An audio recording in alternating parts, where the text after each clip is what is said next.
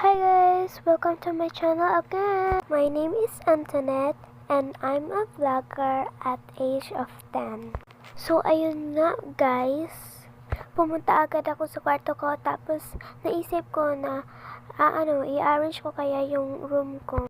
Ay taray, arrange para naman maganda yung hihigaan natin, be. Kaya naman, for the go! Nakikita nyo naman sa bintana na gabi na ka. Dahil nga gabi guys, gabi na din natin naisip na mag-vlog. Dahil nga guys, kasi ang tagal na natin hindi nag-vlog. Kaya naman, for the go! At ngayon nag-i-edit ako ay gabi din para konti na lang yung gagawin natin bukas. At dyan nga, tinatanggal ko po yung airpods ko kasi nanonood ako kanina. Siyempre, tatanggalin natin yung airpods natin kasi hindi naman tayo nanonood. Nagpa-vlog tayo, be. Ulitin ko bang gusto po magpa-shout at mag-comment lang kayo kasi pipili ako ng 20 para i-shout out ko. At ayan na nga, kung ano-ano na yung pinagagawa ko. I be my story ako sa inyo. I don't know if you like it or you don't like it. Taray, English ah. So, ayun na nga. Kaninang umaga ay pumunta ako sa friend ko sa bahay ng friend ko para maglaro. Niyaya ko siya mag-badminton. Pero nagsabi ako ng pahinga muna ako konti kasi tumakbo ako kanina papunta sa kanila. Siyempre mapapagod ka kasi tumakbo ka. Diba?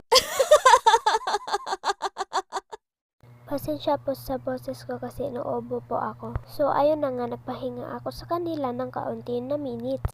At yung nagyaya na ako sa kanya na mag-badminton, biglang umulan. Ay pagka minamalas ka naman. Salamat! Ay no choice kami na maglaro na lang sa loob ng bahay. Habang naglalaro kami ng aking friend, ako at ang aking friend ay pumatong sa isang upuan.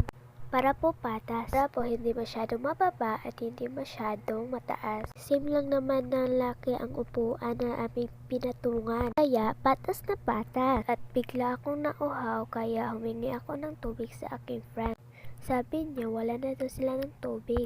At nung time na yun ay umuulan pa. At naisip ko na magpayong na lang at umuwi sa amin para magkuha ng tubig. Sino bang taong makakapikil na uhaw ka na? Diba? Kaya nakainom na talaga ako. At binigyan ko ng pera yung aking friend para bumili ng Max or candy. Alam niyo ba kung magkano yung binigay ko sa kanya? 2 pesos lang naman yun. Siyempre kasi kami lang dalawa yung kakain ng Max. Ngayon nga bumalik na kami sa kanila. Pagdating namin, akala ko tuloy na yung badminton pero hindi na pala. Pagod na daw siya. Sabi ko, ilang minuto pa lang tayo naglalaro, pagod ka na agad? Grabe ka naman. At yun nga, hindi ko na malayan yung oras. Ang ate sa aking friend ay bumili sa aming tindahan. At pag uwi niya, sabi niya sa akin na papauwiin na daw ako kasi kakain daw ng tanghalian. Dali-dali kong kinuha yung badminton ko at umuwi para kumain kasi baka magalit yung lolo ko. Ano ba naman yung pinapakita ko dito? Pati sa paglagay ng Vicks pinapakita. Hay, nako. At ngayon nga nag-i-edit ko, pagtingin ko sa oras, 10:04 na. Hay, nako, gabi na pala. O siya, matutulog muna ako. Good night. See you tomorrow. Hi guys, kinabukasan na pala ito ng pagre-record natin or pag-i-edit natin. Ipakilala ko po sa inyo yung friend ko. Her name is Stacy. Hi guys. Ako pala yung friend ng beshi niyo. My name is Stacy. Sabi ng beshi niyo ako muna daw ang mag-i-edit sa vlog na ito. Kasi daw matutulog man siya. Sana all. Ano sasabihin ko, hindi ko naman alam. Sabihin mo ha. Ha?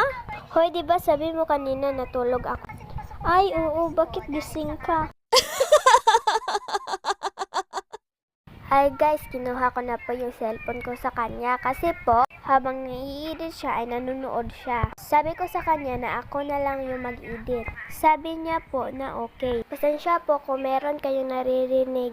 At ayun na nga, hindi ko na alam kung anong pinagagawa ko dyan. Ay alam ko na pala, kinuha ko yung parang headband ko sa plastic box kasi gagamitin ko siya.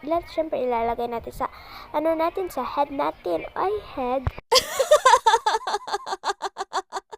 At yun nga guys, nilagay ko na po siya sa aking ulo. O diba? Perfect! At ayun nga, habang nag-i-edit ako ay wala ako sa amin. Nandito po ako sa bahay ng aking friend na si Stacy. Parang si Beanie Stacy.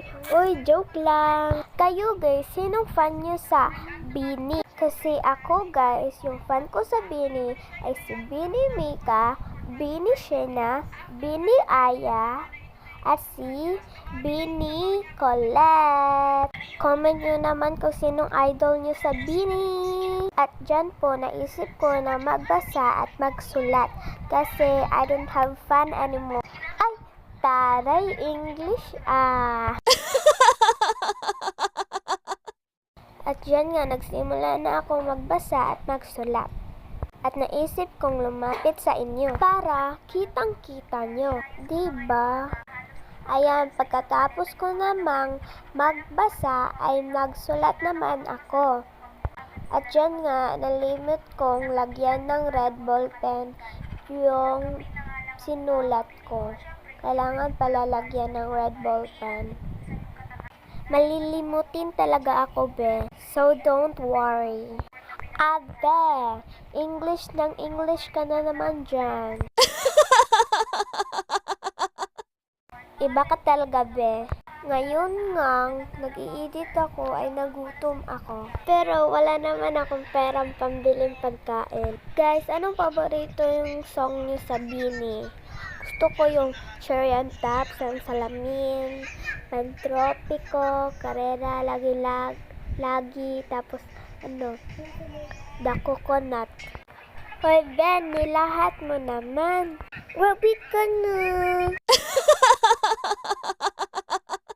Ewan ko sa sarili ko kung anong pinagsasabi ko dyan. Ay sinabi ko pala dyan na ibalik natin sa tamang lagayan ang ating kinuha. O diba, ang dami nyo na natutunan sa akin. Huy! Dahil wala na akong magawa, so ewan ko na sa sarili ko kung anong gagawin ko. At napasok sa utak ko na magganito na lang. At dyan nga, kukunin ko yung tali sa aking kortina kasi gabi na. O diba? Cherry on top, cherry on top. Ay, napakanta pa ako, be. Ang next naman nating gawin ay ating talian ang parang kortina sa ating doorway. Ay, doorway or pintuan. English ka na naman. Nakakasabi ka ng talaga ng for the go. So, maghintay lang tayo hanggang sa matapos ko ng itali. Ang tagal kong magtali, be. Parang ant. Uy, ant. Parang lamigas, be. After 3 years, tapos na talaga. Huy, anong sinasabi mo dyan? Hindi ko marinig. Ay, naka-volume off pala tayo. Hay, nako. Ewan ko dyan sa sarili ko kung bakit ako sabi ng sabi. Hindi nyo naman naririnig. Kasi, in-off ko yung volume. Siyempre, para marinig nyo yung voice record ko. Diba? At dyan nga, sinasabi ko po dyan, ang dami ko pong notebook.